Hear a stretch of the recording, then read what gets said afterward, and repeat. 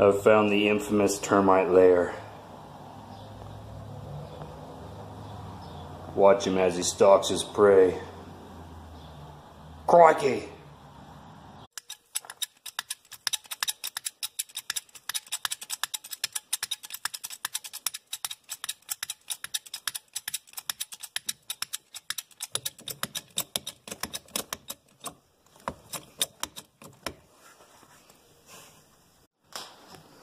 Quick update. We got most of this floor torn out.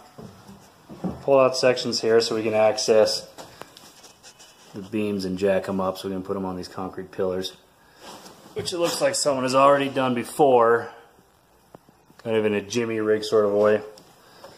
Here's another one. We're going to put them on these and make them so they don't sink again. If you like this video, be sure to check out some of our other videos. You can check out my website too. Subscribe to the channel. If you're in southern Utah, give us a call. We can help you out with whatever you want to build.